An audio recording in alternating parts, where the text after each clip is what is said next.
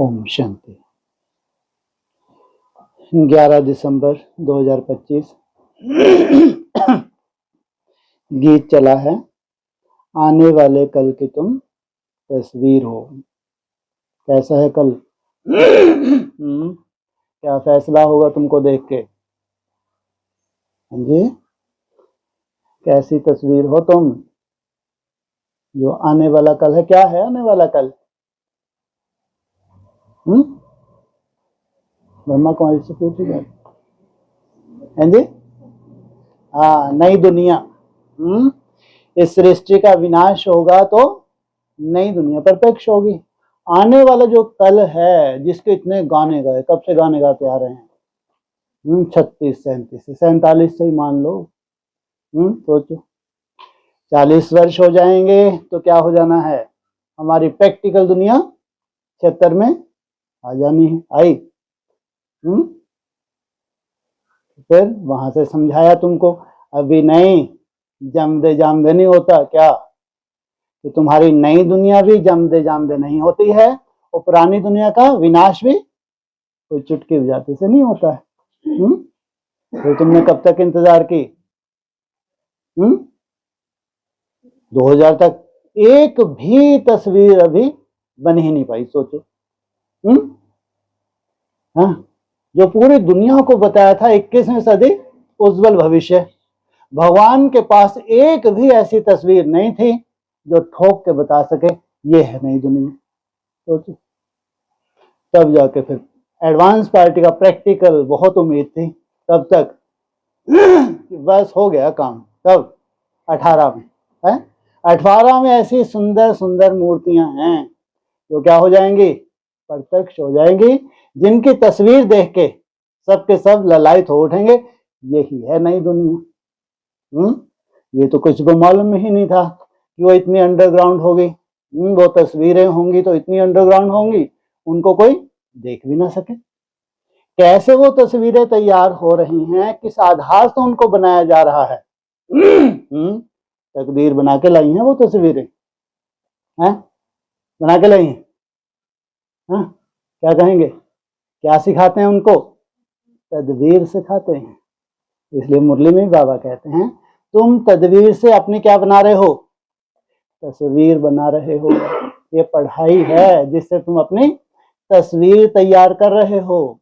कितने आशावादी हैं भविष्य के लिए? कौन? 2000 निकल गया, 76 निकल गया, 18 निकल गया, कितने आशावादी हैं? कौन? ब्राह्मण। अच्छा। चारों तरफ निराशावादी हैं। 90 साल में कुछ नहीं दिखा, अब क्या होना है? जो बड़े बड़े महारथी हैं, हेड ऑफिस में बैठे हैं माउंट आबू, उनके क्लासेस उनके देखो। वो ही पुराना घिसा पिटा आलाप आज भी चल रहा है? सोचो, जो अच्छे अच्छे जिनको लगता है कि बहुत माइंडेड हैं, अच्छे पढ़े लिखे ब्राह्मण हैं, वो भी बेचारे उन्हीं कथा कहानियों में आज भी लगे हुए हैं। जो ट्रांस में कथा कहानी आती थी, ट्रांस में जो जो चित्र दिखाए गए, भविष्य की जो रूपरेखा दिखाए, आज भी वो उसी के लिए ललायत हैं कि शायद ये जितने भी मैसेज हैं ये झूठ नहीं है, बस ये 10 साल में ऐसा जलवा होगा। अरे कभी हुआ है क्या? लेकिन ये हकीकत है। ये अगर लास्ट समय है तो वो चैतन्य क्या तैयार होनी है? वो तस्वीरें तैयार होनी है, जिन तस्वीरों को देख के भविष्य की नई दुनिया क्या होगी? प्रत्यक्ष होगी। कि अगर प्रैक्टिकल नई दुनिया है तो तस्वीरें कैसी होंगी? पूरी साइंटिस्ट उनको मान्यता दे, पूरे ब्राह्मणों की दुनिया उनको मान्यता दे। सोचो, तो ये भगवान का क्या है? मिशन। और ये है तुम्हारा टारगेट। स्वयं के स्वरूप से किसको? स्वयं को, बाप को प्रत्यक्ष करना। ऐसी तुम्हारी तस्वीर बन जाए कि तस्वीर को देखते से क्या हो जाए? बाप का साक्षात्कार हो जाए कि इनका निर्माण करने वाला कैसा है। इनका निर्माता कैसा है? कैसी है तुम्हारी तस्वीर? जिसका निर्माता कौन है? हैं जी? नारायण हैं जी। स्वयं भगवान कैसा है? वो भगवान अव्यक्त ज्योतिर्लिंगम, वो अविनाशी भगवान। सोचो कैसा है वो? सदा इस धरा पे है, कैसी मूर्ति है? अकाल मूर्त है। सबूत कौन देगा? कैसे बना लेंगे अपने तख्त को? सोचो, ब्रह्मा कुमारी कल्पना भी नहीं कर सकती। अगर थोड़ी सी कल्पना है, थोड़ी सी, कम से कम थ्योरी तो है इनके पास, है? एडवांस के पास प्रैक्टिकल नहीं है, लेकिन कम से कम थ्योरी तो है कि अगर डॉक्टर की पढ़ाई पढ़ रहे हो तो डॉक्टर कहाँ बनना है? यही बनना है। पढ़ाई का तो कायदा ही है। उनके पास तो कल्पना भी नहीं है। इसलिए तुम हो प्रैक्टिकल, तुम्हारे पास थ्योरी नहीं है। दुनिया में भी थ्योरी तो होती है, लेकिन प्रैक्टिकल में टाइम लगता है, या इधर थ्योरी की और प्रैक्टिकल हो गया। साइंटिस्ट के साथ भी ऐसा नहीं हुआ। सोचो, मुरली में क्या बोला, कब से निकली है साइंस? बाबा से 100 वर्ष पहले, अभी 200 वर्ष होने जा रहे हैं साइंटिस्ट को। अभी उनकी फाइनल इन्वेंशन तो अभी पराकाष्ठा में जाना है, इसके पैरेलल चल रही है। हाँ, साइलेंस के पैरेलल। इधर साइलेंस अपनी पराकाष्ठा को जाएगी और उधर साइंस पराकाष्ठा को जाएगी। उनकी जो इन्वेंशन है, बड़े बड़े बुद्धिजीवी कल्पना नहीं कर सकते। तुम तो वैसे ही डिटैच हो, तुमको तो इन बातों से कोई लेना देना नहीं। लेकिन आज भी उनकी क्या कल्पना है भविष्य को लेकर, अच्छे अच्छे बुद्धिजीवी कल्पना नहीं कर सकते। सोचो कहां से कहां पहुंचनी है। और तुम्हारा इतना सुंदर मेहनत, तुमको अपनी ही कल्पना नहीं है भविष्य की क्या गुल खिलने वाला है, लेकिन थ्योरी तो है तुम्हारे पास। क्या है थ्योरी में? सार रूप में।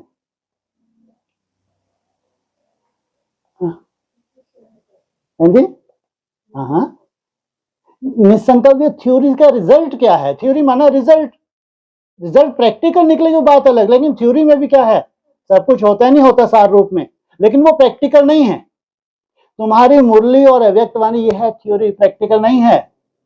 तो क्या है जिससे तुम्हारी बुद्धि में ऐसा सुंदर बीज बैठा है कि कोई यकीन ही ना करे?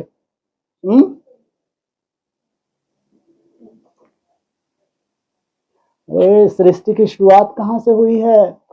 शून्य से हुई है। 4 चांद लगा लिए जब से अव्यक्तवाणी शुरू हुई, उससे पहले 4 चांद नहीं थे। मुरली बहुत ही साधारण थी, बहुत ही साधारण वर्ड थे। उस वक्त हमारी बुद्धि इतनी तीक्ष्ण थी भी कहाँ? उस वक्त हमारी पढ़ाई के हिसाब से सफिशिएंट था, जो मोटे रूप से हमको भक्ति मार्ग से क्या किया? डिटैच किया। एक सार रूप में हमारे ज्ञान आ गया, बुद्धि में आ गया। तब हमको एक नक्शा दिखाया गया। तो उसके बाद जब अव्यक्तवाणी चली तो इसको कहेंगे कि तुम्हारी यात्रा में 4 चांद लगाए हैं। इतनी सूक्ष्म पढ़ाई तुम्हारी हो गई अव्यक्तवाणी से कि दुनिया वाले का साधारण कोई अगर अव्यक्तवाणी को पढ़ेगा तो उसमें कितनी अलौकिक पढ़ाई है ये। मुरली उनको कोई अलौकिक नहीं लगती, मीठे बच्चे से लेकर लास्ट में नमस्ते करके बढ़ लेते हैं आगे रोज की रोज, उसमें कोई ऐसी अलौकिकता उनको नहीं लगती। इतना मंथन कौन करे कि मुरली का एक एक महावाक्य कितनी गहराई है, इसका मंथन कौन करे? लेकिन अव्यक्तवाणी पूरी अलौकिक है, दिव्य वाणी है। साधारण रूप से भी किसी के हाथ में अव्यक्तवाणी दे दो, जब वो पढ़ेगा तो कहेगा ये तो किसी मनुष्य की है ही नहीं। सोचो, वो अव्यक्तवाणी में तुमको आते से ही चैलेंज दे दिया, तुमको शरीर छोड़ के फरिश्ता नहीं बनना है, शरीर रहते रहते फरिश्ता बनना है।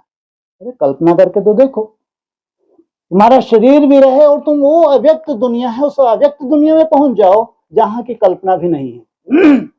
और जिस दुनिया को देख रहे हो ये दुनिया मरी पड़ी है। सोचो, ये साधारण भगवान के महावाक्य हैं। इसका मतलब इन आंखों से जो कुछ दिख रहा है हकीकत नहीं है, ये एक स्वप्न मात्र है। लेकिन जो तुमको एक इमेजिनेशन, तुम्हारी एक कल्पना है, वो तुम्हारी हकीकत है। ये है तुम्हारी थ्योरी। तो कल्पना करके देखो, जो इन आंखों से दिख रहा है, हमारे शास्त्र भी कोई नई बात नहीं है। ये सब क्या है? ये माया है। क्या बोलते हैं शास्त्र है? इसको सब माया जान। जो इन आंखों से दिख कुछ भी नहीं है। सच्चाई क्या है? भगवान ने आगे एक ही शब्द में तुमको बताया कि बच्चे, किनके लिए है माया? जो अपने को देह समझते हैं। तुम कौन हो? आत्मा। अब आत्मा बनना, ये है तुम्हारी तस्वीर। क्या आत्मा बनना है तुम्हारी ओरिजिनल तस्वीर? कोई मासी का घर है क्या? और जो आत्मा बन गया वो कैसा स्वरूप बन गया? परमात्मा। हो कहते हैं आत्मा सो परमात्मा। तुम्हारे पास प्रैक्टिकल नहीं था, लेकिन कम से कम तुमने हिम्मत रखी है। क्या है? थॉटलेस होने की हिम्मत रखी है। कि निसंकल्प होते होते कोई ऐसे रिजल्ट तक हम पहुंचेंगे जिसकी ब्राह्मणों की दुनिया में कल्पना नहीं है। इसलिए तुम हो रूहानी साइंटिस्ट, है तुम्हारे सामने कुछ नहीं। थ्योरी के बहुत मोटे मोटे पॉइंट्स हैं, चाहे अव्यक्त वाणी के हो चाहे साकार मुरली के हो, प्रैक्टिकल कुछ भी नहीं है। लेकिन तुम्हारे पास सार है, मन के मौन से नहीं रंगत। अगर कुछ नवीनता है तो मन के मौन में है। जो असंभव है उसको संभव और प्रैक्टिकल करना है तो किस आधार से हो सकता है? मन के मौन से। है तुमको नहीं मालूम क्या है, क्या गुल खिलेगा, लेकिन तुम लगातार लगे हो। यह है साइंटिफिक। तुम्हारी कैसी सुंदर तस्वीर बनेगी तुमको नहीं मालूम, क्योंकि भगवान के महावाक्य हैं, कोई अपनी मनमत से नहीं कर रहे। किस आधार से है? भगवान के महावाक्य हैं, निसंकल्प अवस्था, साइंटिफिक। कितनी सुंदर तुम्हारी तस्वीर बनने वाली है। ब्राह्मण तो छोड़ो, अज्ञानी भी कहेंगे ये साधारण नहीं है। तो उसमें टाइम लगता नहीं लगता? तो ये तस्वीर किस लिए तैयार कर रहे हो? क्या है भविष्य? भविष्य नई दुनिया के लिए। तुम्हारा अपना ब्राह्मण परिवार है, लाखों का परिवार है। उस परिवार को एक आईना देने के लिए तुम क्या कर रहे हो? तपस्या कर रहे हो। तो ऐसी सुंदर तस्वीर, क्या कहेंगे इनको बनाने वाला? ये इतना अव्यक्त कैसे बन गए? हम लाखों में से ये अव्यक्त कैसे बन गए? सार क्या निकलेगा? हाँ, इनका रचयिता, इन्होंने जिसको पहचाना था, मैं जो हूं जैसा हूं। हाँ, जैसी तुम्हारी बुद्धि में पहचान होती है वैसे तुमको संग का रंग लगता है। ये तो सृष्टि का नियम है। तब जब तस्वीर तैयार होती है तुम्हारी तो चारों तरफ क्या हो जाता है? एक तरफ जय जयकार, दूसरी तरफ हाहाकार, ओम शांति। बच्चों ने गीत की लाइन सुनी, एक ही लाइन सुनी, ज्यादा गहरे में क्या जाना है? तुम हो किसी, तुम्हारी तो कमाई भी किसमें होती है? कोटिया में ही होती है। आने वाला है अमरलोक। सोचो, जिसकी तुम तैयारी कर रहे हो, कहां भस्म होने वाली दुनिया है, पूरी सृष्टि दिख रही है, एटॉमिक वार सामने खड़ी है, प्राकृतिक प्रकोप इस साल क्या होंगे कोई तो नहीं मालूम, बढ़ेंगे कम नहीं होंगे। क्यों? साइंटिफिक। ओजोन परत, हीट का बढ़ना, ये पूरा एक साइंटिफिक है, कोई रोक नहीं सकता। कोई ऐसा नहीं कि ईश्वर को नाराज हो गया, ईश्वर पाप बहुत बढ़ गया, ये फालतू बातें हैं। जो कुछ भी होने जा रहा है वो प्राकृतिक रूप से होने जा रहा है। तो नथिंग न्यू, उसमें कुछ भी कोई चेंज इंटरफेयर कर नहीं सकता। और तुम कहां जा रहे हो? अमर लोक। कोई ऐसा लोक भी है जहां किसी की मृत्यु ही नहीं हो रही। चारों तरफ महाकाल मंडरा रहा है भाई, होलसेल मृत्यु हो रही है ब्राह्मणों की दुनिया में भी। लेकिन कोई ऐसी दुनिया भी है जहां किसी की मृत्यु होती ही नहीं। भगवान का चमत्कार है। क्या किया इन्होंने? मृत्यु को जीता है। निसंकल्प होकर इन्होंने अपनी प्रकृति को क्या किया है? कंट्रोल किया है। पूरी तरह से 5 तत्वों को कंट्रोल किया है इन्होंने। तो 5 तत्वों को ये जीते हुए हैं, तो मृत्यु कैसे छू सकती है इनको? तो आने वाला है अमरलोक, यह है मृत्युलोक। अमरलोक और मृत्युलोक का यह है पुरुषोत्तम संगम युग, ये बीच का समय है। ट्रांसफर होना है अमरलोक, अभी तुम हो मृत्युलोक, जाने लक्ष्य तुम्हारा। इसलिए संगम युग नहीं है तुम्हारे लिए, क्या है ये? पुरुषोत्तम संगम युग। अब बाप पढ़ाते हैं संगम पर, आत्माओं को पढ़ाते हैं, इसलिए बच्चों को कहते हैं आत्म अभिमानी हो बैठो।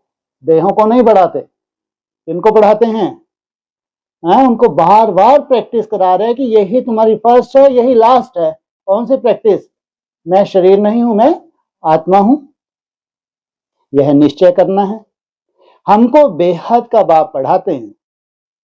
हमारी एम ऑब्जेक्ट यह है, लक्ष्मी नारायण या मृत्यु लोक से मनुष्य, मृत्यु लोक के मनुष्य से अमर लोक का देवता बनना। तुम्हारी एम ऑब्जेक्ट है डायरेक्ट नर से नारायण, और वो नारायण भी कहां का? अमर लोक का। और उसकी वंशावली कैसी है? सोचो, ये मोहजीत राजा का परिवार है, पूरे का पूरा परिवार। ऐसी पढ़ाई तो कभी सुनी, कभी कानों से नहीं सुनी। ना किसको कहते हुए देखा जो कहे बच्चों तुम आत्म अभिमानी होकर बैठो। पूरी पढ़ाइयों का आधार क्या होता है? देह। जो कुछ भी इनको प्राप्ति करनी है किस लिए? देह के पोषण के लिए। इसलिए एक ही पढ़ाई है, आया भी तो एक ही बार है। यह निश्चय करो कि बेहद का बाप हमको पढ़ाते हैं। कौन सा बाप? बेहद का बाप निराकार शिव। क्या 800 करोड़ का बाप है? क्या वो निराकार शिव जो है वो 800 करोड़ का क्या है? वो बाप है। अभी तुम समझते हो हम पुरुषोत्तम संगम युग पर हैं। क्या हम माना ये थोड़े से हैं, बाकी सब कहाँ हैं? संगम युग पे। और उनके संगम युग के लिमिट दे दी 100 वर्ष से जास्ती। मुरली के महावाक्य हैं संगम युग को नहीं दे सकते। कब खत्म हो जाएगा? 36-37। सोचो, तुम हो पुरुषोत्तम संगम युग पे और वो अभी भी कहा जी रहे हैं? संगम युग में। अभी तुम ब्राह्मण संप्रदाय बने हो, फिर तुमको देवता बनना है। शूद्र से ब्राह्मण, ब्राह्मण से डायरेक्ट देवता। पहले शूद्र संप्रदाय के थे, बाप आकर पत्थर बुद्धि से पारस बुद्धि बनाते हैं। क्या थे तुम? किस आधार से बने पारस बुद्धि? आत्मचिंतन के आधार से, भगवान की याद के आधार से। पहले सतो प्रधान बुद्धि थे, अब फिर बनते हैं सतो प्रधान बुद्धि। तुम्हारी मन बुद्धि का परिवर्तन है, यह है राजयोग। तुम्हारी मन बुद्धि परिवर्तन हुई तो वो सबसे पहले 5 तत्वों को क्या करेगी? अपने 5 तत्वों को रिजोनेट करेगी। इसलिए भगवान आए हैं आत्मा को वर्षा देने, शरीर को नहीं। आत्मा सक्षम बन गई, अब वो 5 तत्वों को कैसा बना लेगी? सक्षम सतो प्रधान बना लेगी। ऐसे नहीं कहना चाहिए कि सतयुग के मालिक थे, सतयुग में विश्व के मालिक थे। अच्छा, क्या सतयुग में किसके मालिक थे? अरे एक तरफ तो बोलते हो एक ही वहां पतित जा नहीं सकता, और यहां एक भी पावन नहीं हो सकता। और सतयुग में भी क्या है तुम्हारा? कैसे भाई? छोटा सा विश्व, एक गांव विश्व इनसे मिलो, है कौन मानेगा उस विश्व को? जो भी बतौले मिला लो, है ना? विश्व कैसे है?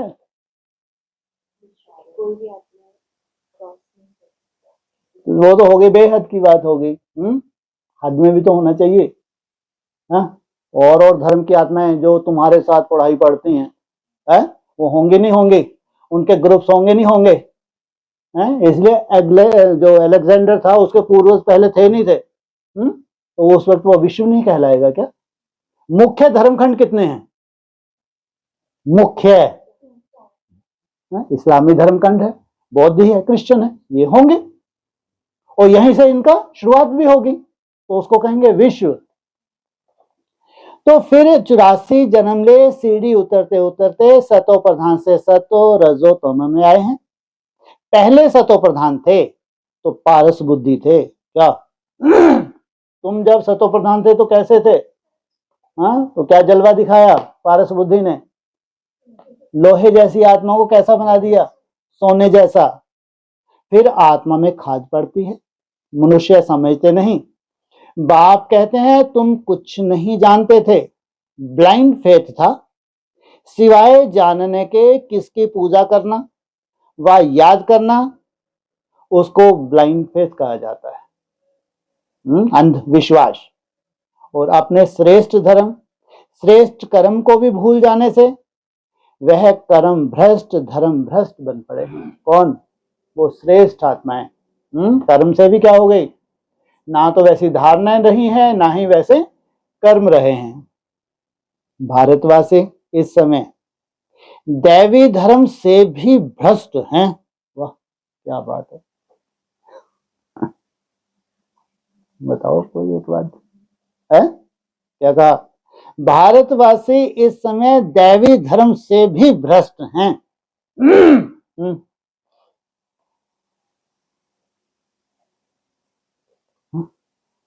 भारतवासियों की तुलना किससे की? ये मुरली का ऐसे कैसा पॉइंट नहीं बोल सकते। है? किससे भ्रष्ट हैं? हाँ, दोबारा सुन लो, भारतवासी इस समय दैवी धर्म से भी भ्रष्ट हैं। हैं जी? देवी धर्म से भ्रष्ट तो तुम्हारे से श्रेष्ठ कौन है? अरे एडवांस पार्टी पूरी कौन है? भारतवासी हैं।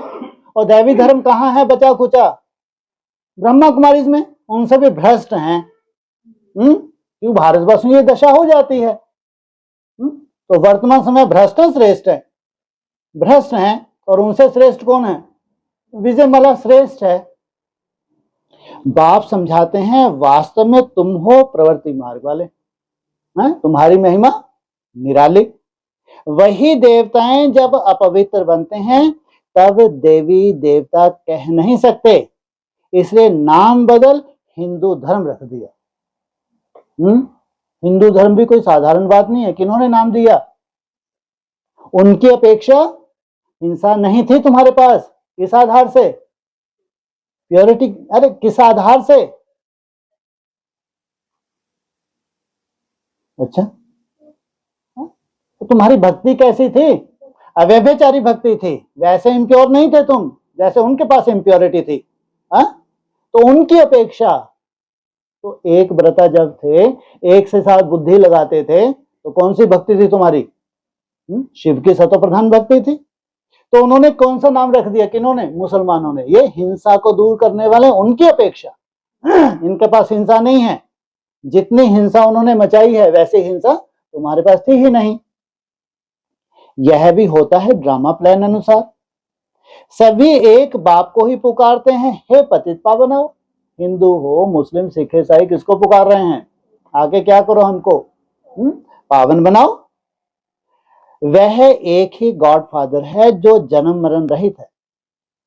ऐसे नहीं कि नाम रूप से न्यारी कोई चीज है। क्या चीज क्या होती है? प्रैक्टिकल, जिनको इन आंखों से देखा जाए। ये क्या कह रहे हैं? ऐसे नहीं कि नाम रूप से न्यारी कोई चीज है। आत्मा का व परमात्मा का रूप बहुत सूक्ष्म है, न्यारी नहीं है। क्या है?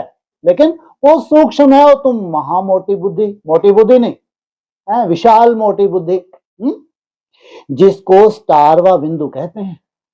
आत्मा और परमात्मा इतनी सूक्ष्म है, उस सूक्ष्म स्टेज में जाके तुम अगर ये नाम रूप से न्यारे नहीं है तो क्या है? ये है या नहीं है?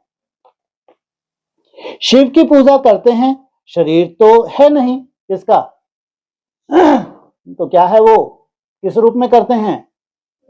लिंग रूप में करते हैं। शिव की पूजा लिंग रूप में और महादेव की पूजा विग्रह के रूप में। अब आत्मा बिंदी की पूजा तो हो ना सके, इसलिए उनको बड़ा बनाते हैं पूजा के लिए। समझते हैं शिव की पूजा करते हैं लिंग रूप बना के, परंतु उनका रूप क्या है वह नहीं जानते। साक्षात्कार किए लिंग रूप का, पूजा की, लेकिन वह क्या है प्रैक्टिकल में वह नहीं जानते। यह सब बातें इस समय ही आकर समझाते हैं। कौन?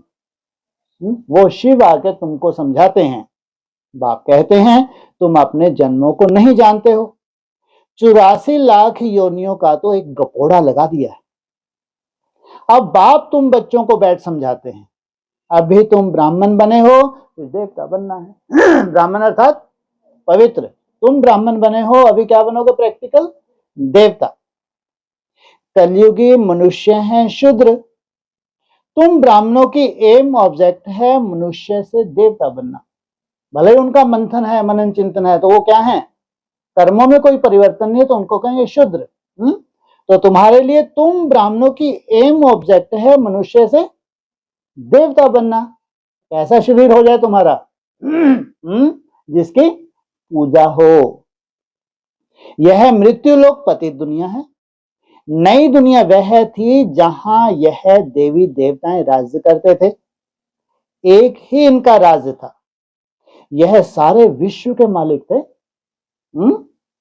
उस वक्त जो भी धर्मखंड थे, उस धर्मखंड में जो बटे हुए ब्राह्मण थे, अपने अपने कुल को चला रहे थे, उनके तुम क्या थे? मालिक थे। अभी तो तमो प्रधान दुनिया है, अनेक धर्म है।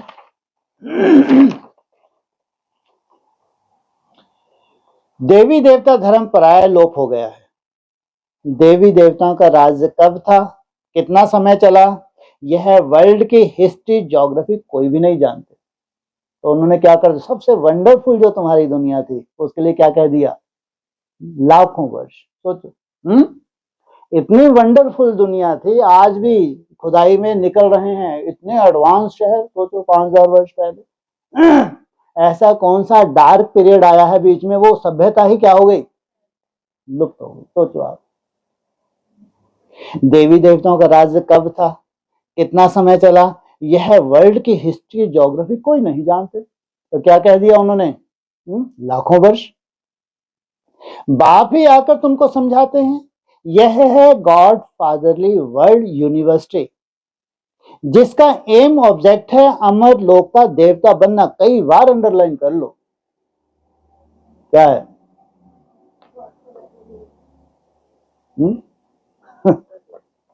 इतनी बड़ी बात बोली, सुन लो दोबारा, यह है गॉड फादरली वर्ल्ड यूनिवर्सिटी, ये ईश्वरीय विश्वविद्यालय है। तो क्या कहा, जिसकी एम ऑब्जेक्ट है अमरलोक का देवता बनना। जो वो छोटी सी दुनिया होगी जहां किसकी मृत्यु होती ही नहीं, जिन्होंने 5 तत्वों को जीत लिया, सृष्टि को जैसे कि जीते हुए हैं, उस अमरलोक में जाना, ये है तुम्हारे जीवन का लक्ष्य। इसलिए इसको क्या कहेंगे, ये ईश्वरीय विश्वविद्यालय है, ब्रह्मा कुमारी नहीं, आध्यात्मिक विद्यालय नहीं। क्या बोला, ये अमर हैं। तो इनको अमर कथा भी कहा जाता है। इनका यादगार है कौन सा, अमर कथा। तुम इस नॉलेज से देवता बन काल पर जीत पाते हो क्या, अगर शरीर छूट जाए उसको कहेंगे काल पर जीत पाते हो क्या। तुम इस नॉलेज से, ये नॉलेज तुमको इतनी रिफाइन हो जाती है, तुम क्या करते हो, काल किसको खाता है, शरीर को। आत्मा तो वैसे ही अकाल है, वहां कभी काल खा नहीं सकता, मरने का नाम ही नहीं। पहले साक्षात्कार हो गया, क्या होना है अब, शरीर छोड़ना है, जहां जाके जन्म लेना है, वो तुमको पहले ही साक्षात्कार हो रहा है। तो तुम्हारा मिसाल कौन सा देते हैं, सर्प का मिसाल देते हैं, मरने का नाम नहीं। अभी तुम काल पर जीत पहन रहे हो ड्रामा प्लान अनुसार, क्योंकि महाकाल चारों तरफ क्या मंडराने वाला है, और तुम काल पर जीत पहन रहे हो। भारतवासी भी 5 वर्ष या 10 वर्ष का प्लान बनाते हैं ना, समझते हैं हम राम राज्य स्थापन कर रहे हैं, क्या कहाँ लगे हैं भारतवासी। 5 ईयर प्लान उनका कब पूरा हो जाएगा, 27 में। और 10 ईयर प्लान कब पूरा हो जाएगा, ठेंगा मिला उनको। क्या मिला, और ही हाहाकार मच गई। जो हिसाब किताब बना ले, अब ये चुप तो करने हैं इनको।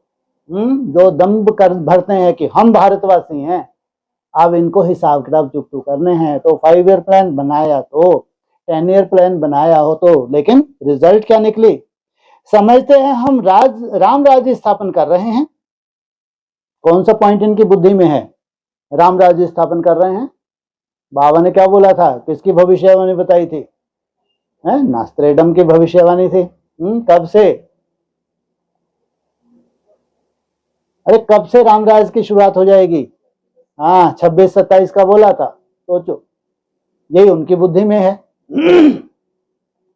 बेहद के बाप का भी प्लान है राम राज्य बनाने का, एक तरफ भगवान का प्लान और एक तरफ तुम्हारे ये हद की जो गवर्नमेंट है इनके प्लान।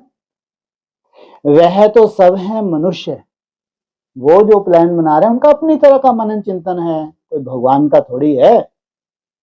मनुष्य तो राम राज्य स्थापन कर ना सके, किसका काम है, तुम्हारे मनन चिंतन से अगर स्थापना हो जाती तो बहुत पहले हो जाती।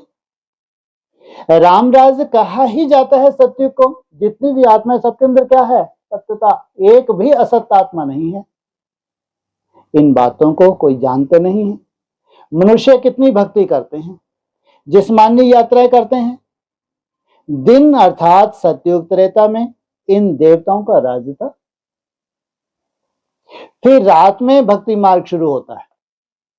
कब कब? शूटिंग पीरियड में इनका राज था। कब से कब? अरे कब से कब?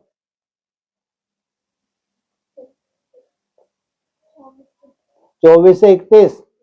ये है 2 शूटिंग काल, सतो प्रधान सतो सामान्य। फिर रात में भक्ति मार्ग शुरू होता है। सतयुग में भक्ति होती नहीं, इनका तो कभी सूरज डूबता ही नहीं। जिस ब्रह्मा का क्या आ गया? मृत्यु लोक समाप्त हो गया। क्या आ गया?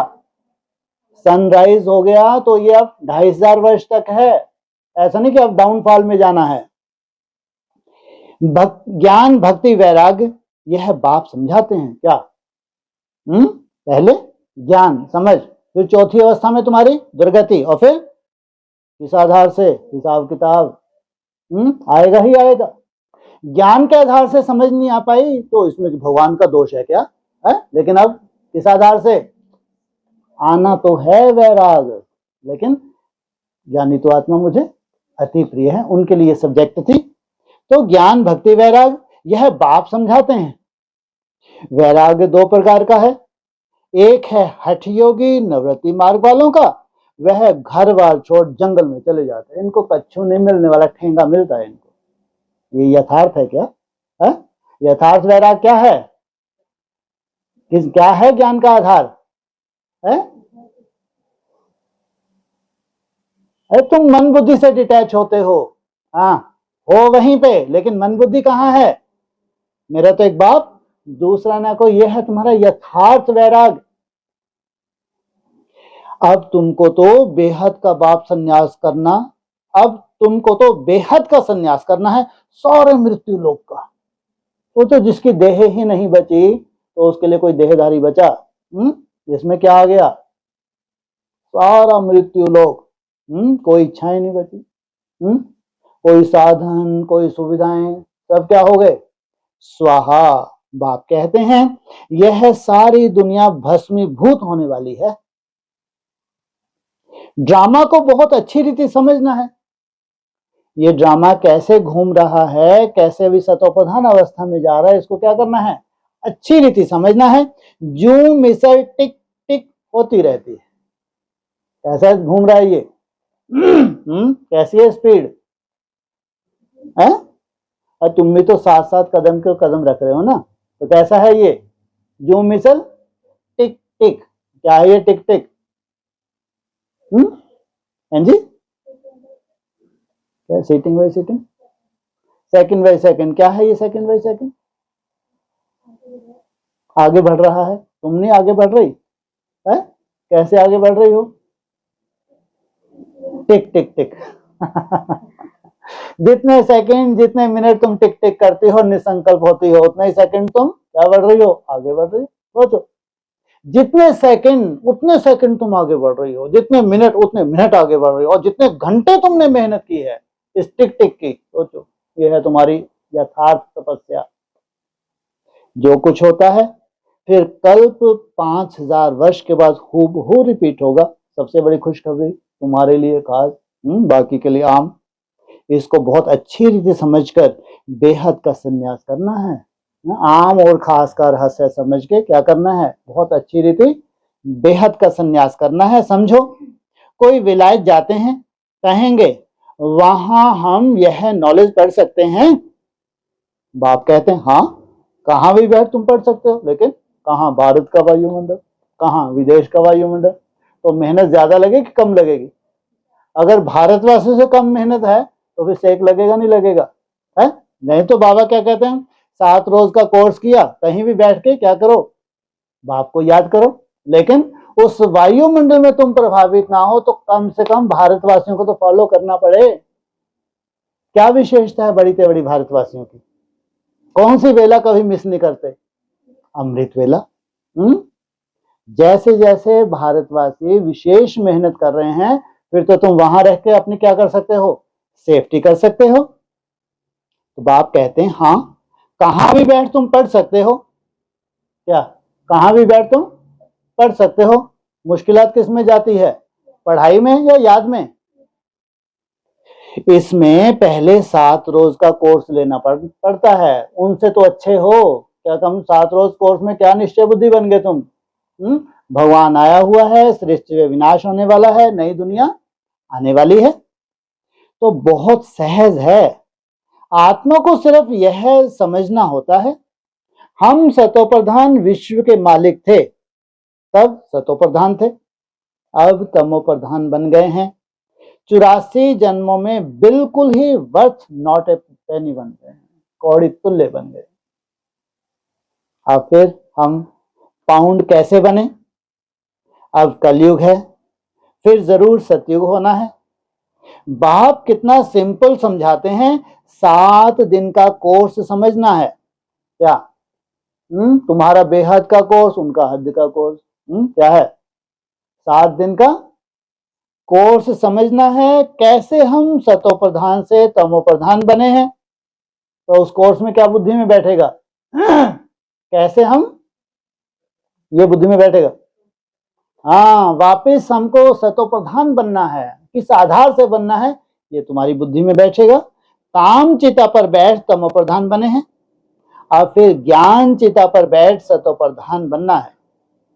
वर्ल्ड की हिस्ट्री ज्योग्राफी रिपीट होती है, चक्र फिरता रहता है ना। अब भी है संगम युग, फिर सतयुग होगा। अभी हम कलयुगी विशिष्ट बने हैं, सो फिर सतयुगी वाइसलेस कैसे बने? उसके लिए बाप रास्ता बताते हैं, पुकारते भी हैं, हमारे में कोई गुण नहीं है, अब हमको ऐसा गुणवान बनाओ। ये भारतवासी हैं क्या? मुझ निर्गुण हारे में हम तो समझ ही नहीं पाए, डमरू ऐसा बजा, जो थोड़े बहुत गुण थे वो भी हमने क्या किया, वो भी हमसे दूर हो गए, छिटक गए। अब हमको ऐसा गुणवान बनाओ। क्या? कैसा? जैसा ये देवता धर्म वाले बन रहे हैं, जो कल्प पहले बने थे उन्हों को ही फिर बनना है। बाप भी अपने ऊपर नहीं ले रहे बात, क्या कर रहे हैं? मैं क्या करूं बैठ के, कि जो कल्प पहले बने थे और उनको ही बनना है। बाप समझाते हैं, पहले पहले तो अपने को आत्मा समझो तुम भी। अगर तुमको गुणवान बनना है तो पहले पहले क्या समझो, देह से दूर जाओ। आत्मा ही एक शरीर छोड़ दूसरा लेती है।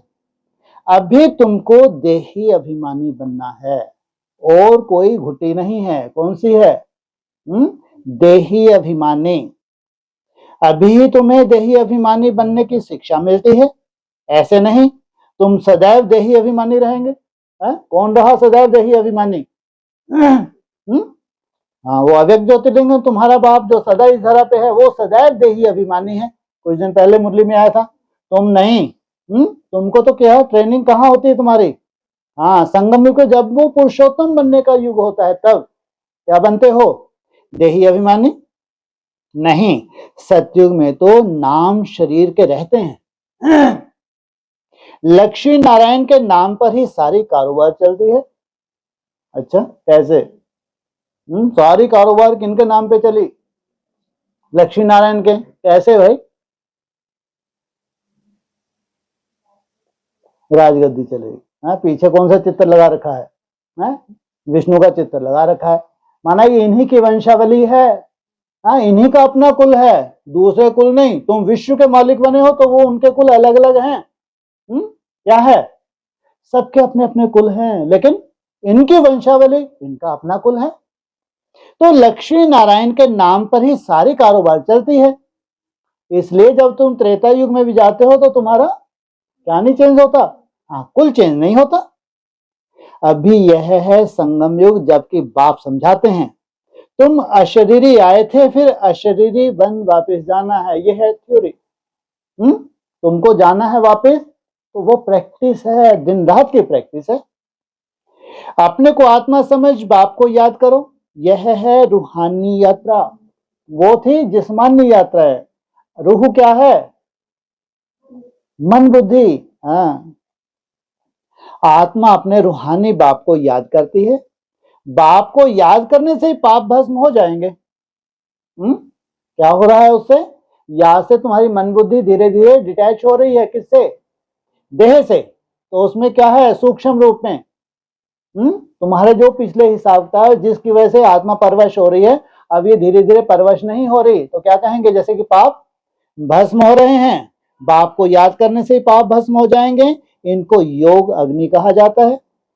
याद तो तुम कहां भी रह के कर सकते हो, वो यज्ञ रूप हो ऐसा कोई जरूरी नहीं है। क्या याद तो तुम कहां भी रह के कर सकते हो, लेकिन वो भारतवासी जैसी अग्नि नहीं होगी। 7 रोज में समझाना होता है। यह सृष्टि चक्र कैसे फिरता है, कैसे हम सीढ़ी उतरते हैं। क्या अब फिर इस एक जन्म में चढ़ती कला होती है। एक जन्म का भी हिस्सा तुम्हारा ढेर सारा निकल गया, ये तो अंत का भी अंत है।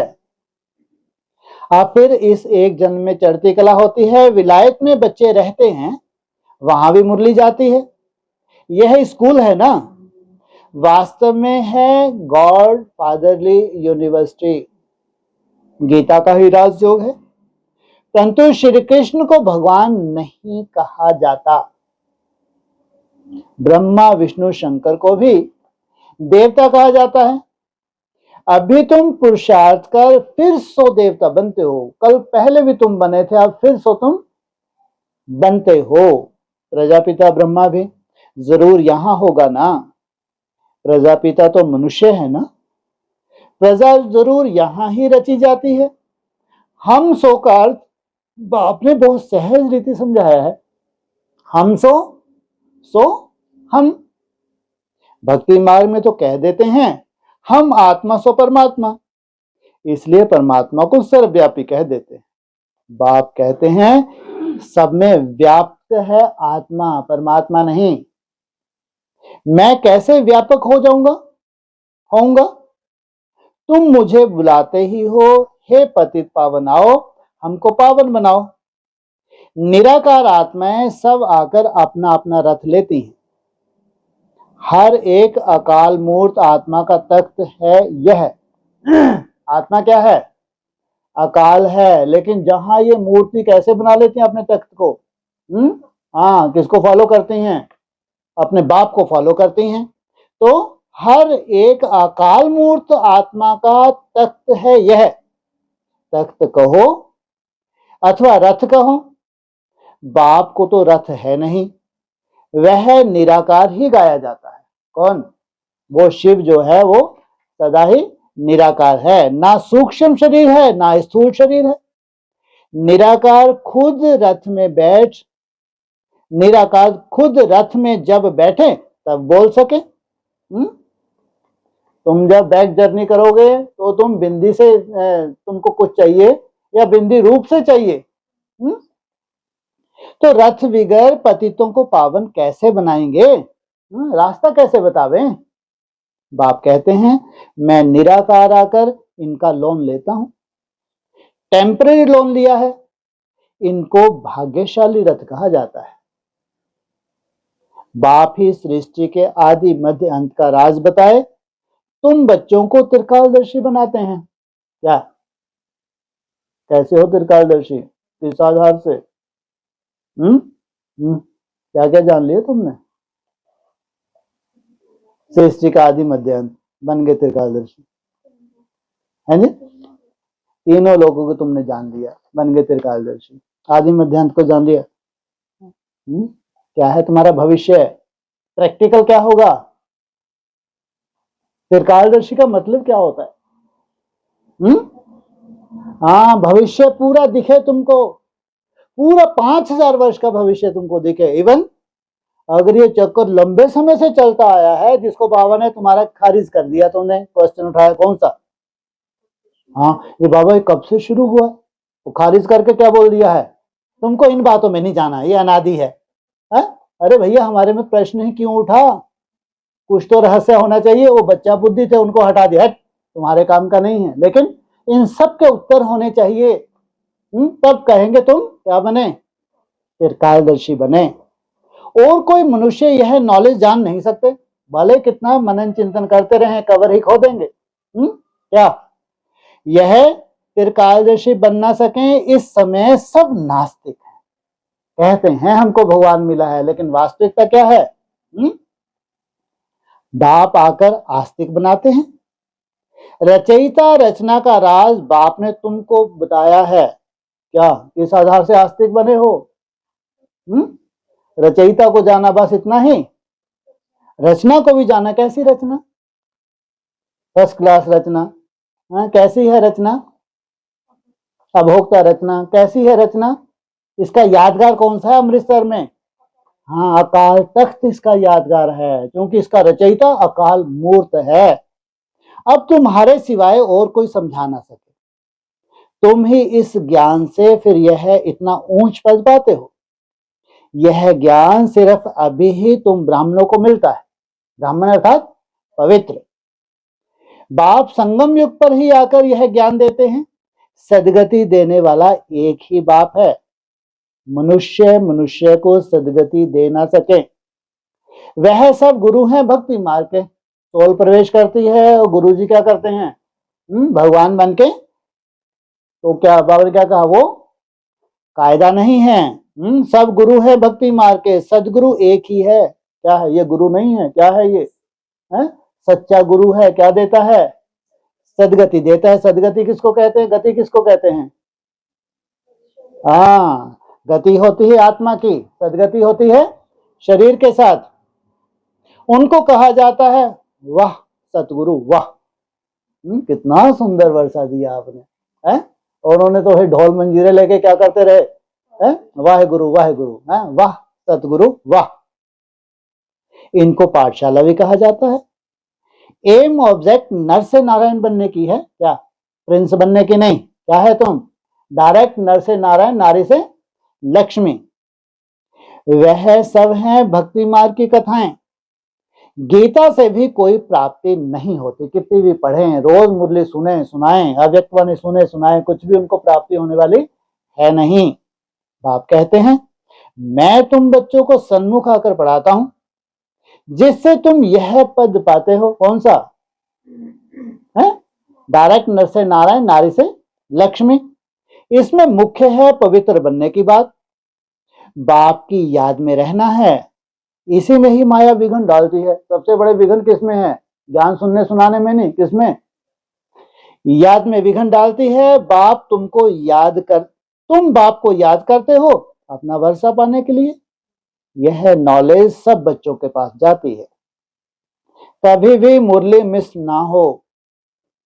मुरली मिस हुई गोया एब्सेंट पड़ जाती है। कैसे स्टूडेंट होंगे?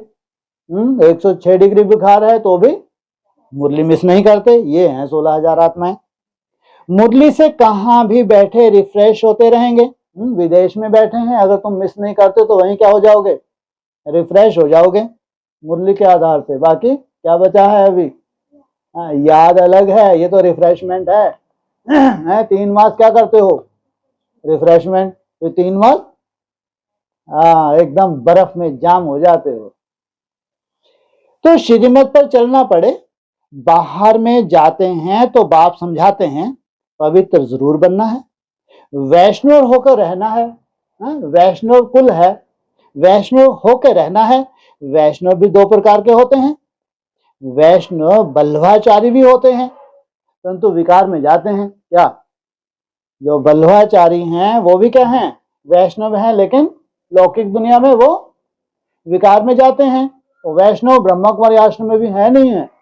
नहीं है। पवित्र तो नहीं है ना। तुम पवित्र वन विष्णु वंशी बनते हो। सत्य सत्य वैष्णव तुम बनते हो। वहां तुम वैष्णव रहेंगे, विकार में नहीं जाएंगे। वह है अमरलोक, यह है मृत्यु लोक। यहां विकार में जाते हैं। अभी तुम विष्णुपुरी में जाते हो, वहां विकार होता ही नहीं। वह है वाइसलेस वर्ल्ड। योग बल से तुम विश्व की बादशाही लेते हो। वह दोनों आपस में लड़ते हैं, मक्खन बीच में तुमको मिलता है। सोचो कैसी बनत बनने वाली है। अब ये भारत को परेशान कर रहे हैं, अभी भगवान क्या करेगा? इन दोनों को लड़वाएगा। किस किस को लड़वाएगा? है रशिया और अमेरिका। रशिया के साथ चीन भी। एक ही बम, क्या मुरली बोला है? अमेरिका एक ही बम ऐसा फेंकेगा किसके ऊपर? चीन के ऊपर। तो वाह, ये मुरली के महावाक्य हैं। इनको लड़ाएंगे और मक्खन। और अब ये किसके पीछे पड़े सब के सब? भारत के पीछे पड़े हैं। सोचो, तो वह दोनों आपस में लड़ते हैं, मक्खन बीच में तुमको मिलता है। तुम अपनी राजधानी स्थापन कर रहे हो, किस आधार से? योग बल से। सभी को यही पैगाम देना है। छोटे बच्चों का भी हक है। शिव बाबा के बच्चे हैं ना, तो क्या करते रहें, मेरा बाबा मीठा बाबा प्यारा बाबा। अब नए नए हैं, उनको क्या मालूम क्या रीति है, रस्म है, रिवाज है नई दुनिया की है। निसंकल्प होना क्या होता है, 4 घंटे 8 घंटे 12 14 16 घंटे, तो क्या करें वो छोटे छोटे बच्चे नए नए है, धुन लगा दें, मेरा बाबा मीठा बाबा शिव बाबा। तो बच्चे हैं ना, तो सबका हक है। तुम रड़ियां मारते रहो, भगवान क्या कह रहा है, सबका हक है। सबको कहना है अपने को आत्मा समझो, मेरा बाबा मीठा बाबा धुन लगाओ, लेकिन कम से कम अपने को आत्मा समझो। माँ बाप में ज्ञान होगा तो बच्चों को भी सिखाएंगे। शिव बाबा को याद करो, सिवाय शिव बाबा के दूसरा ना कोई कंडीशन है। कहाँ की? नई दुनिया की। एक की याद से ही तमो प्रधान से सतो प्रधान बन जाएंगे। इसमें पढ़ाई बहुत अच्छी चाहिए। विलायत में रहते भी तुम पढ़ सकते हो, बार बार पढ़ सकते हो, पढ़ सकते हो है? ये क्यों नहीं कहते विलायत में रहते हुए तुम बीज रूप अवस्था को प्राप्त कर सकते हो।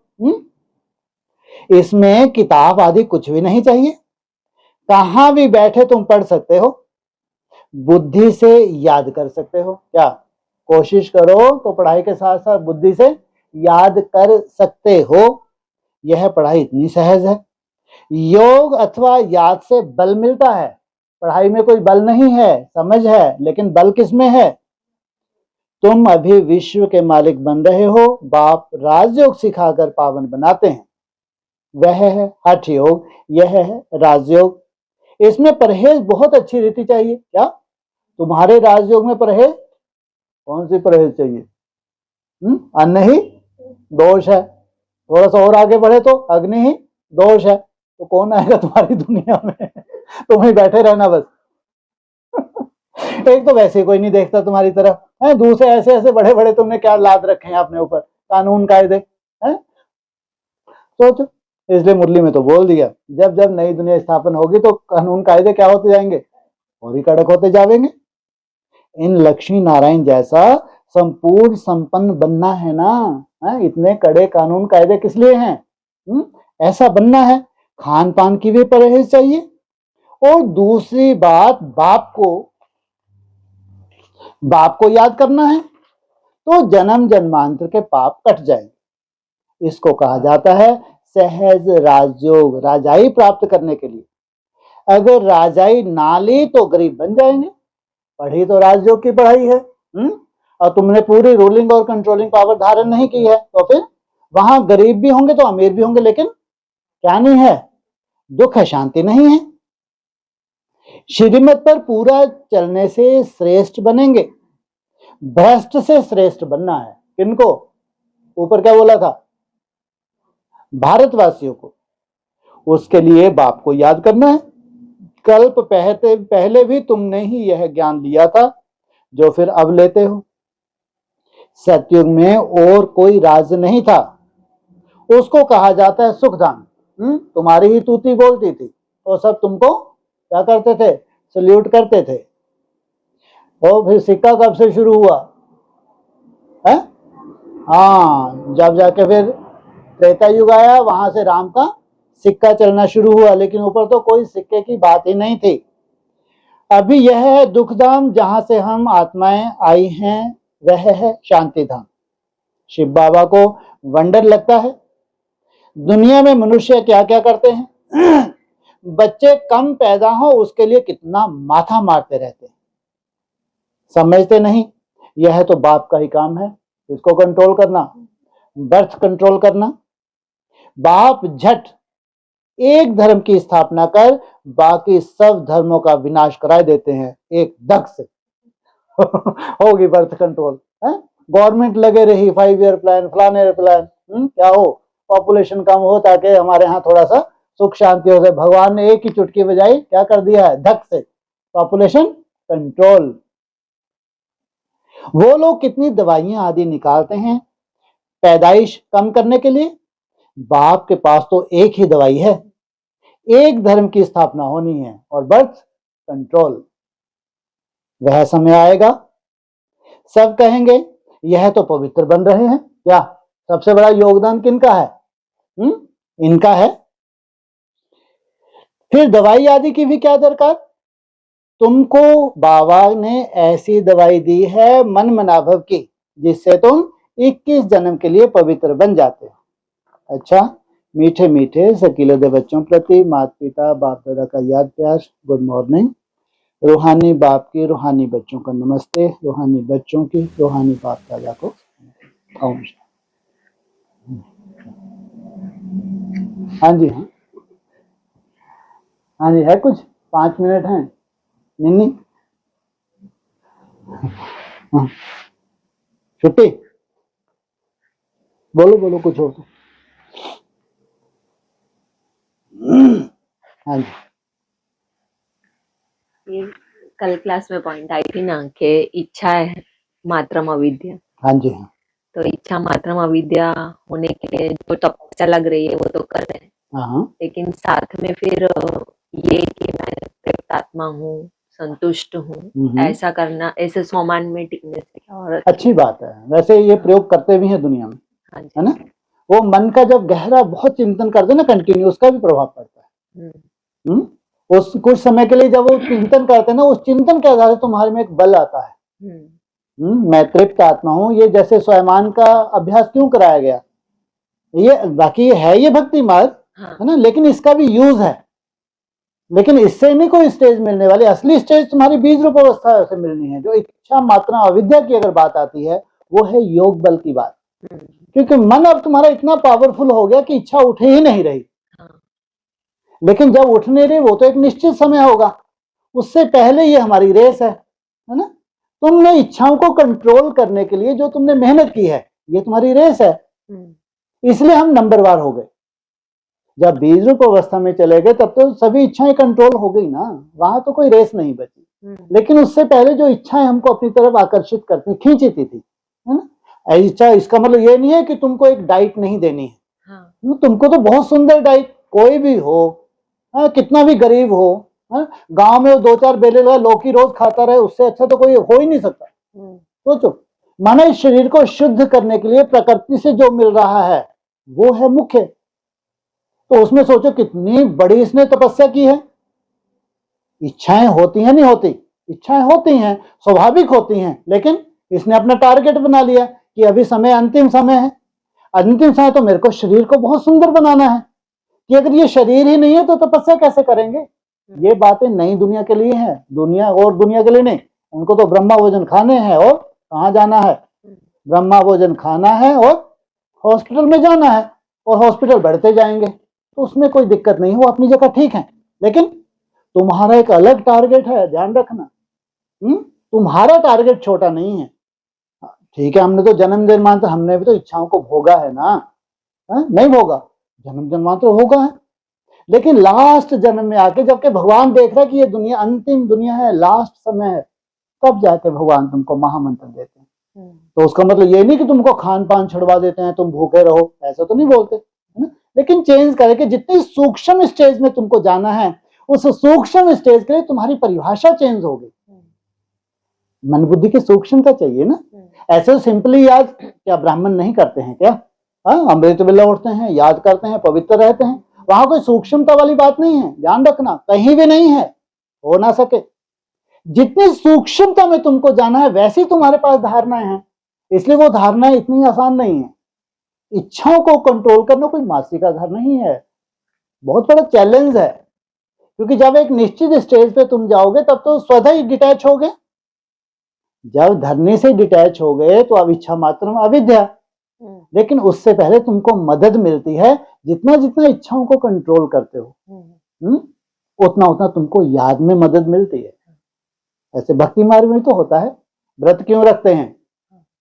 ये तपस्या है ना। जब लोग विशेष दिन होते हैं, विशेष व्रत रखते हैं, वो तो नमक भी नहीं खाते, अन्न भी नहीं खाते, है ना, फलाहारी लेते हैं जो अच्छे भक्त होते हैं। तो ऐसा नहीं कि तुम कुछ नया कर रहे हो। और आपको गृहस्थी में ऐसे ऐसे मिल जाएंगे जिनका जीवन ही ऐसा व्रत बना हुआ है। मतलब तुम ऐसा नहीं कि कुछ नया ही कर रहे हो, ऐसा नहीं है। भक्ति मार्ग में कोई कोई ऐसे सैंपल मिल जाएंगे आपको। हाँ, तुम्हारा संगठित रूप में एक प्रयोग है, तुमको कोई सिद्धि नहीं चाहिए कि हम ऐसा बन के कोई सिद्ध हो जाएंगे, सिद्ध पुरुष हो गए, भगवान चमका देगा, सृष्टि में कुछ हो, ऐसा कुछ नहीं।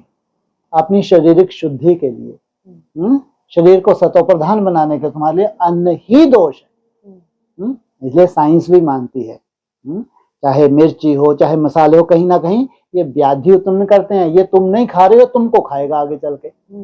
ये जितनी भी चीजें हैं, मसाले हैं, मिर्ची, क्या है, आज तुम खाते हो, इसको तो ज्यादा खाते हो। जो सिंपल भोजन होता है वो ज्यादा नहीं खिलाता, ध्यान रहा, उबला हुआ कहां से अंदर ही नहीं जा रहा, बाहर आ रहा है? वो तुमको खाएगा क्या? ताजा नहीं है। लेकिन जो तुम खाते हो, जो भूख के बिना जितना टेस्ट होगा उतना जास्ती खाते हो, अब ये तुमको खाएगा। व्याधि कहां से होती हैं? व्याधियों कारण ही ये है। तुमने इतने मसाले मिर्ची सब कुछ डाल के लपालप उड़ा दिया, तो कहीं ना कहीं उसको व्याधियों का रूप धारण करना ही है, वो तुमको खा रहा है।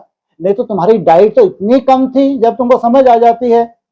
ये अंतिम समय की समझ है ना, ऐसा नहीं इससे पहले भगवान ने ये समझ दी। जब लास्ट समय था, सृष्टि का परिवर्तन होने जा रहा, तब ये समझ भगवान ने हमको दी। इसे जितने सूक्ष्म स्टेज पे तुमको जाना है, निसंकल्प अवस्था में जाना है, तुम्हारा त्याग भी बढ़ जाता है। जितना मोटे रूप का त्याग है, उतने मोटे रूप की तुम्हारी याद होगी। जितना सूक्ष्म रूप का त्याग है, उतनी तुम्हारी याद सूक्ष्म होगी। सीधी सी हिसाब है। इसलिए इच्छाओं को, जब तक इच्छा मात्र अविद्या बनने की स्टेज ना हो, तब तक हमारे को एक दायरे में बांध दिया। इच्छा का मतलब ये नहीं कि हम वैरागी हैं, हमको संसार में छोड़ के जंगल में चले जाना है, ये तो बाबा ने नहीं सिखाया, है ना। घर गृहस्थ में रहते तुमको चेंज कर दिया बस। ये तुम्हारी ट्रेनिंग है, घर गृहस्थ में रहते कैसे तुमको धीरे धीरे अपने खान पीन में चेंज करते हो। तो उसमें भी हट की बात नहीं है ना। जैसे अन्न दोष है कि आज ही छोड़ के बैठ गए, ये तो कायदा नहीं है। धीरे धीरे जैसे जो नए होते हैं, क्योंकि वो नुकसान कर रहे हैं ना तुम्हारी एकाग्रता बन सकती है उससे। इसलिए मान लो कोई 4 रोटी खाता है, तो क्या करे? कम करे।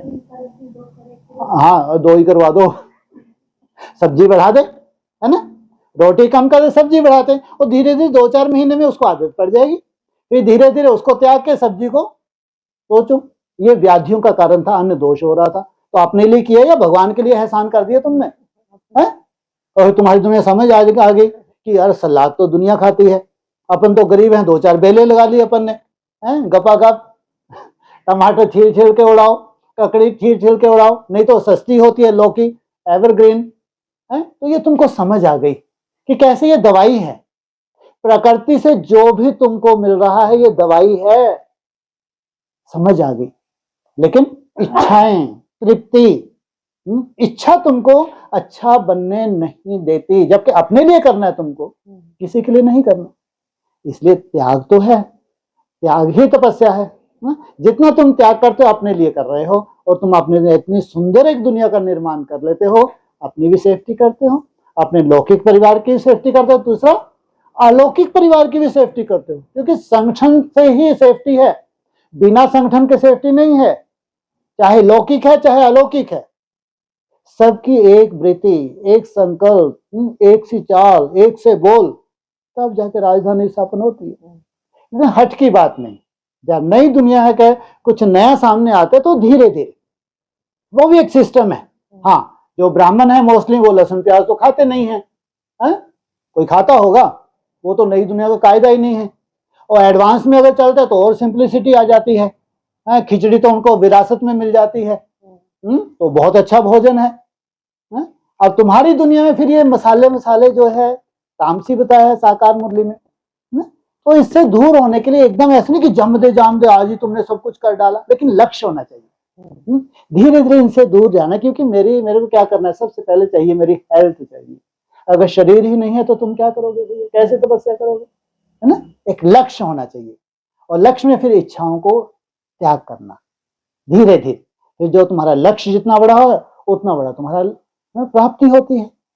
इसलिए जामदे जामदे वाली बात नहीं है, लेकिन लक्ष्य होना चाहिए। लक्ष्य होता है तो उसमें तुमको इच्छाओं का त्याग तो करना पड़ता है। हाँ जी। और किसी ने हाथ खड़ा किया था क्या? हाँ जी, हाँ जी, हाँ। आजकल ये प्रलोभन है कि सबके विचारों में अपने विचारों को मिलाना यही है रिगार्डेड। हाँ जी। तो सबके विचारों में अपने विचारों, दुनिया में ढेर तरह के विचार हैं, ब्राह्मणों की दुनिया में अनेक विचार है ना, तो उनमें तो हम अपने विचारों को नहीं मिलाएंगे, ठीक है। श्रीमत परमान जो विचार है, श्रीमत पे चलने वालों का भी एक संगठन होता है ना, उसमें भी भिन्न भिन्न तरह के विचार होते हैं। हमारे अपनी तरह के स्वभाव संस्कार होते हैं तो अपनी तरह के विचार भी होते हैं, वो कोई बड़ी बात नहीं है। लेकिन जो श्रीमत के परमान एक रूपरेखा है, उस रूपरेखा में अपने विचारों को क्या करना, अपनी तरह के विचारों को स्वाहा कर देना, इसको कहेंगे श्रीमत परमान। हाँ जी। और हाँ हाँ जी, ये एक स्लोगन आया था, हाँ जी, हाँ। कर्मातीत अर्थात कर्म के किसी भी बंधन के स्पर्श से न्यारे। सोचो आप, कितनी बड़ी बात है। कर्म तुमको दूर दूर तक बांध नहीं सकता, एकदम डिटैच। वो तो जैसे कि निमित्त मात्र है। कर्म क्या है, कर्म तुम्हारा है ही नहीं, कुछ बचा ही नहीं तुम्हारे लिए करने के लिए, शेष ही नहीं है। तुमको स्पर्श कर ही नहीं सकता, तो क्या हो गए तुम, तुम्हारे कर्म क्या हो गए, क्या हो गए, अकर्म हो गए। उससे पहले सुकर्म थे, योग युक्त होके तुम कर्म कर रहे थे, वो तुमने प्रैक्टिस की तो वो बने सुकर्म।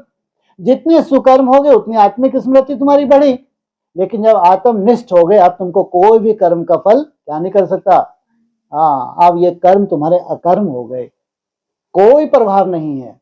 पूरे संसार की हत्या करवा दी तुम्हारे से, क्या कोई दोष आने नहीं दिया। ऐसा कौन सा कर्म किया कि पूरे संसार की हत्या हो गई और कोई दोष नहीं लगा।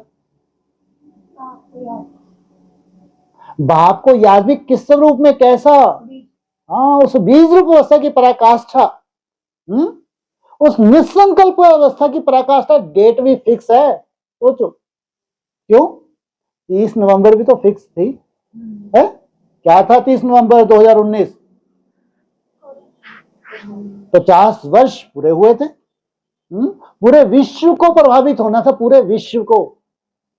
उसका इफेक्ट भले ही 6 मास के बाद आया, लॉकडाउन हुआ, लेकिन डेट वही थी जिस डेट को वो रिलीज हो गया था कोरोना।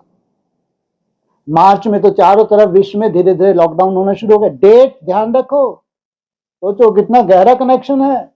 तुम्हारी कर्मातीत अवस्था और विनाश का बहुत गहरा संबंध है।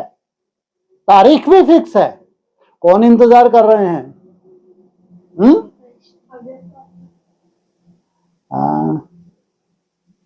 प्रकृति और समय, एडवांस आत्माएं खास निहार रही हैं तुम्हारी एडवांस स्टेज के लिए। बस उनको किससे कोई लेना देना नहीं, उनको टाइम नहीं लगेगा, अब केवल तुम्हारी वजह से रुकी हैं।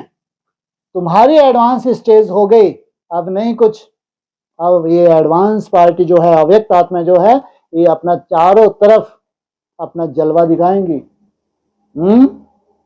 जो परमात्म प्रकोप है, बड़े चौड़ा प्रकोप, इसलिए कोई साइंटिस्ट में ताकत नहीं कि बटन दबा सकें, जबकि उनके खुद की मृत्यु है उस बटन में, लेकिन दबाना पड़े। ये अव्यक्त आत्माओं का जलवा है। क्या देख रही थी, तुम्हारी अव्यक्त स्टेज देख रही थी, एडवांस स्टेज देख रही थी। तो ये अव्यक्त वाणी में आया। हाँ जी, तो बोला ऐसा ही अनुभव बढ़ता रहे। हाँ, ये अनुभव तुम्हारा बढ़ता रहे कि तुम्हारी बीज रूप अवस्था कैसे कल्याण है और कैसे उसमें प्योरिटी तरफ, एक तरफ प्योरिटी बढ़ती जाती है, दूसरी तरफ इम्प्योरिटी से विनाश होता जाता है। तुम स्थापना कर रहे हो, विनाशकारी विनाश कर रहे हैं, दोनों ही भाई भाई हैं। एक तरफ पांडव क्या कर रहे हैं, स्थापना, दूसरी तरफ कौरव क्या कर रहे हैं, विनाश कर रहे हैं। ये तो भाई भाई की कहानी है। प्योरिटी से होती है स्थापना और इम्प्योरिटी से होता है विनाश। हाँ जी, हो गया और कुछ छुट्टी जी। हाँ जी, मैं पूछ रही थी कि बाबा ने कल बोला, एक वाणी सुनी थी, उसमें बोला कि जो जगदम्बा है वो सबसे पावरफुल आत्मा है, जो प्रकृति, जड़ प्रकृति है, वो पूरी ही सृष्टि का विनाश कर देती है। पार्ट पूरा हो गया ना। पार्ट पूरा हो गया। और महाकाली ने क्या किया? कैसी दिखाई है जीव? जीव से काम लिया। क्या किया? जो बेकार आत्माएं थी, थर्ड क्लास आत्माएं थी, उनको क्या किया? तोड़ा। और देवों को क्यों नहीं तोड़ पाई? जो देव थे वो भी तो संपर्क में आए होंगे, उन्होंने तो जीव से कुछ सुना होगा, नहीं सुना होगा, कोई असर नहीं हुआ। इसलिए बोला है जो अष्टदेव हैं ये भी क्या करेंगे? जाके नाक रगड़ेंगे, रगड़े नहीं रगड़ेंगे, रगड़ते हैं, लेकिन अधीन नहीं होते, प्रभाव में नहीं आते। तो कब पार्ट पूरा हो चुका तो उसको कहेंगे 18 तक वो पार्ट, क्यों नई दुनिया आ ही नहीं सकती। जब तक अपनी तरह से वो विनाश ना करे तब तक नई दुनिया नहीं आ सकती। हाँ, जीव निकलनी बाकी है, वो बात अलग। क्या सीन बाकी है? हाँ, अभी जीव बाहर, ये ड्रामा की अंडरग्राउंड सीन है। तो हिला के तो रखा, कौन से किसको हिलाना था? जिनका मनन चिंतन था, उनमें कमजोर आत्माओं को हिलना था। और पावरफुल आत्माएं क्यों हिलेंगी? वो आत्माएं कैसे हिल सकती हैं जो श्रीमत पे चल रही हैं? उनके हिलने की तो बात नहीं, लेकिन हिलाया तो बिल्कुल वैसे ही पार्ट प्ले किया। जगदम्बा महाकाली बनती है नहीं, क्या है? बनती है। जैसे महाकाल है, महा के साथ सृष्टि की शुरुआत होती है, तो पहले पहले महाकाल के साथ महाकाली, फिर सेकंड सती, थर्ड पार्वती। सृष्टि में भी ऐसे ही लिखा हुआ है। तो महाकाल ने भी अपना पार्ट बजाया, डमरू बजाया, तो महाकाली ने अपना पार्ट बजाया। तो वो पार्ट तो जैसे कि अभी नई दुनिया प्रत्यक्ष हो रही है, वो पार्ट जैसे कि अभी समाप्त। हाँ जी, और बस यही पूछ। हाँ जी, हाँ, और किसी का कोई प्रश्न हो?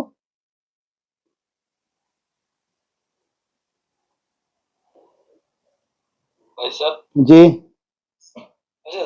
का क्या वो कैसे होगा? वो दोबारा बोलो।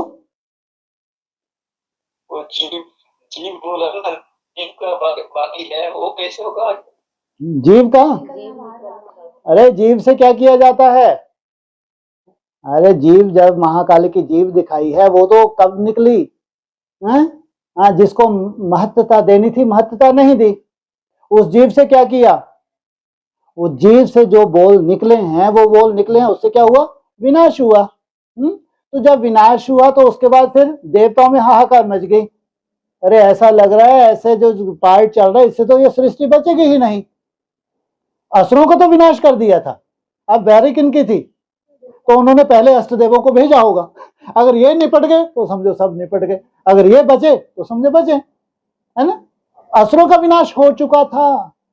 तब जाके जो देव कोटि की आत्मा है तो उनको भी जाना चाहिए और अपना अहंकार त्याग करके जाएं। हम कोई बहुत बड़े देवता नहीं है, माँ है तो माँ है, तो बच्चे हैं तो बच्चे हैं, तो बच्चे बन के जाएंगे और बहुत बड़े अष्टदेव बन के जाएंगे। इतने मूर्ख नहीं होते हैं, इतने सात्विक बुद्धि हैं। माँ माना माँ, हाँ पार्ट है, जैसे महादेव का पार्ट है ऐसे माँ का भी पार्ट है। तो असुरों का विनाश हो चुका था। अब चिंता ये हो रही थी अगर ऐसे में तो देवताएं भी नहीं बचेंगे। अगर ऐसे झूठ मूठ कोई ऐसा सबूत दे दिए तो उनको लगे ये तो साथ में रहे हैं। हाँ भले ही बोल दिया, साथ में रहने वाले भी नहीं पहचान सके वो बात अलग, लेकिन अब ऐसे प्रूफ दिए जा रहे हैं तो देवताएं बचेंगे क्या? आज नहीं तो कल सब खलास हो जाएंगे। तो ये भी चतुर सुजान किनको भेजता है? हाँ जाओ बच्चे, अब तुम जाओ, तुम खलास हो गए तो दुनिया खलास ही समझो, है? तो वो खलास होते हैं क्या? भी नहीं हो सकते। तो पार्ट हुआ, गलानी का पार्ट भी हुआ, उस गलानी से प्रभावित होने वाली आत्माओं ने वैसे ही पार्ट बजाया। अब जो बची खुची हैं, इस्लाम धर्म से कनेक्टेड हैं, मुस्लिम धर्म से कनेक्टेड हैं, तो वो तो बेचारी परवश है ना, है ना? वो तो एक बनती है, थी नहीं है। वैष्णवी क्या बोला है? बनती है, ये बनती नहीं है। कोई इस्लाम धर्म की, ये कृष्ण सॉरी ये मुस्लिम धर्म की होगी ना, वे बनती नहीं है, संस्कार है। तो उनकी भी लंबी जीव काम आएगी नहीं आएगी? हाँ, जब लंबी जीव लप लपाएगी तो अपने कुल को क्या करेगी? गोद में ले लेगी, और देवताओं को दूर छटका देगी। तो ऐसा नहीं, वो जैसा पार्ट प्ले हुआ तो उसको फॉलो करने वाली आत्माएं जो प्रवेश हो रही हैं वर्तमान समय, तो गलानी कर रही हैं और करेंगी आगे चल के। तो महाकाली का पार्ट ऐसा नहीं खत्म हो गया, वो देवताओं के लिए खत्म हो गया। बाकी जो अपने अपने कुल में है ट्रांसफर होना है वो तो पार्ट अंडरग्राउंड चल रहा है और चलेगा, क्या बड़ी बात है। इसलिए बाबा ने तुम्हारे लिए खास बोल दिए क्या, निंदा तुम्हारी जो करे मित्र तुम्हारा सोए। अगर बाप के ऊपर कलंक लगे हैं तो तुम कौन से खेत की मूली हो, पूछा। कलंक लगेंगे नहीं लगेंगे? कलंकी घर के बच्चे कलंकों को धारण करना, सफाई ना देना। तो बाप समान बच्चे हैं तो महाकाली का पार्ट सबके लिए चलता ही है। अगर बाप के लिए चला तो बच्चों के लिए भी चलता है। हाँ जी। अच्छा, मामी से मिलने के बाद कोई अच्छा रहे ये तो हो नहीं सकता। जैसे वो बड़ा आदमी को बड़ा बिना, क्योंकि हमने मिला है, मम्मी ने ऐसे ऐसे बात करता है तो जो विनाश होता है।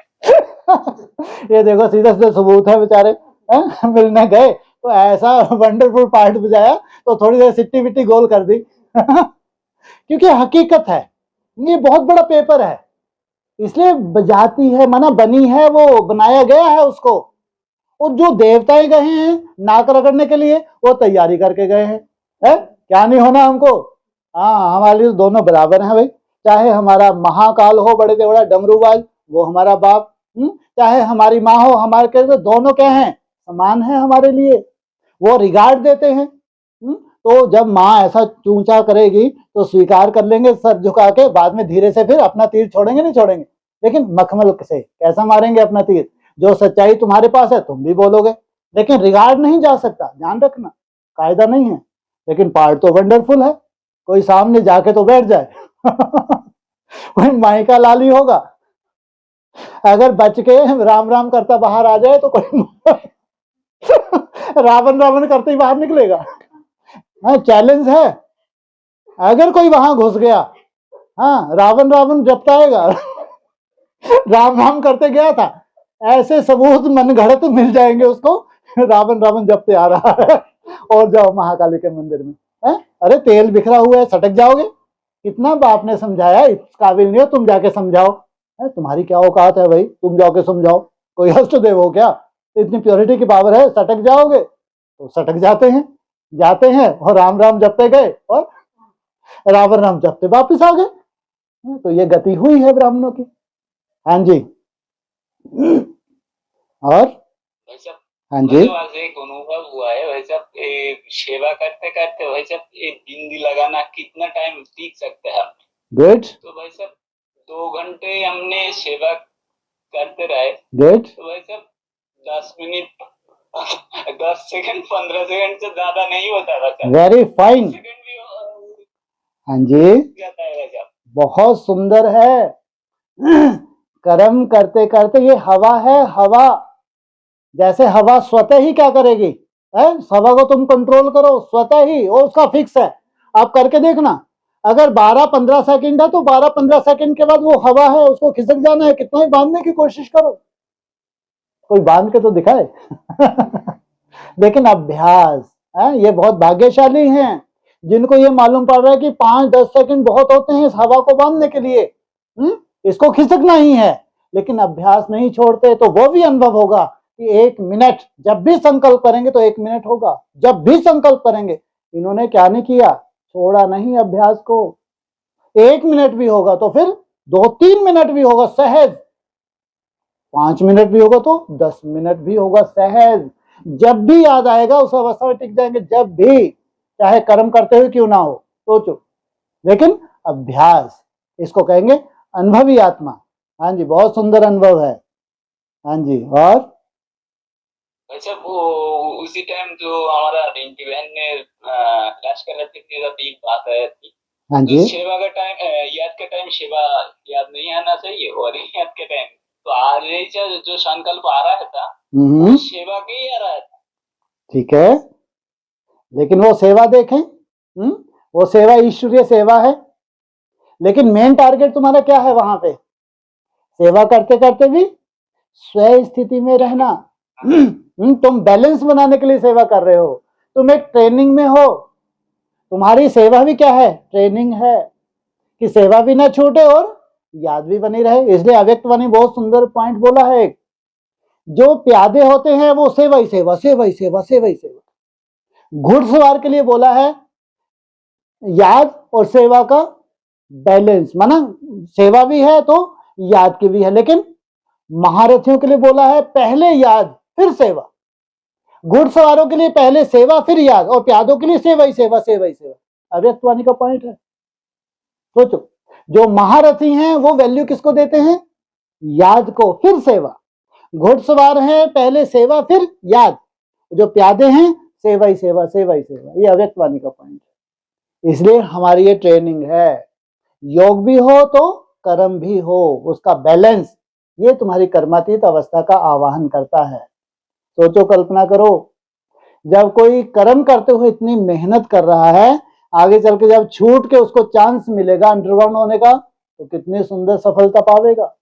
नहीं तो अपनी मन की गति है, कितना भी अंडरग्राउंड होके कोई दिखा दे, मन की फितरत है, उसको जहां जाना है जाएगा ही जाएगा। कितना भी एकांत में बैठे रहो, शरीर को बिठा सकते हो, मन को नहीं बिठा सकते। और जिन्होंने कर्म करते हुए मेहनत कर ली, तो सोचो जब वो बैठेंगे तो कितना सुंदर अनुभव करेंगे। इसलिए कर्मयोगी, राजयोगी, एक कर्मयोगी ही राजयोगी बन सकता है, कभी हठ योगी बन ना सके। हाँ जी। इसे वो 3 घंटे में हमने तो कोशिश की, तो युद्ध भी हुई और ट्रेनिंग भी हुई, तो भाई साहब चार्ट कितना भरे भाई। हाँ, ये तपस्या है।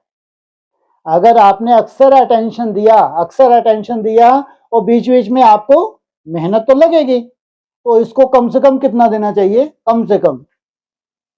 तपस्या है और विशेष टारगेट लेके कर रहे हैं, ध्यान रखना है। 50% थोड़ा कम नहीं हो रहा? हाँ, 1 घंटे में 40, 50 तो तब होता है जब तुम संतुष्ट हो, जब व्यर्थ बहुत कम है तुम संतुष्ट हो। लेकिन यहाँ क्या हो रहा है, साथ साथ व्यर्थ भी है, लेकिन तुम लगातार लगे हुए हो, लगातार, और दूसरा कुछ कर भी तो नहीं सकते। इसलिए तुम्हारा अधिकार है। 50 तो बहुत कम हो जाएगा, 30 माना 1 घंटे में 30 मिनट तो बहुत कम है। वो तो उस स्थिति में है जब तुम्हारे माया तुम्हारे ऊपर ज्यादा हावी है, लेकिन तो भी तुम लगे हो, मेरा बाबा, मीठा बाबा, प्यारा बाबा, लगातार लगे हो, कर्म करते हुए लगे हो। उसमें तूफान अपनी जगह चल रहा है, तूफान अपनी जगह है, लेकिन मेरा बाबा, मीठा बाबा अपनी जगह है। उस वक्त कितना देते हो? कम से कम 30 1 घंटे में। जब उससे ऊपर तुमको महसूस हो कि अभी बीच बीच में रुका हूं, है ना, माया अपनी जगह है, लेकिन कुछ कुछ सेकंड मेरे को ध्यान रहा कि मेरे को टिकना है 2-3 घंटे, तो उसको 1 घंटे में 40 मिनट क्यों नहीं दोगे भाई? हाँ, जब तुमको लगे कि इस बार जो 1 घंटा मैंने जो कर्मयोग किया, इसमें संकल्प कम थे, मेहनत की, लेकिन संकल्प की गति भी कम थी। जब गति कम थी तो उसको 50 क्यों नहीं दे सकते? इसके ऊपर तो फिर कर्मातीत अवस्था में जाना। अभी ये 3 अवस्थाएं हैं, 30, 40 और 50, इसमें दे सकते हैं, क्यों नहीं देंगे? हाँ जी, ओके, ओम शांति भाई साहब। ठीक है, ठीक, ओम शांति। ठीक है, ओम शांति।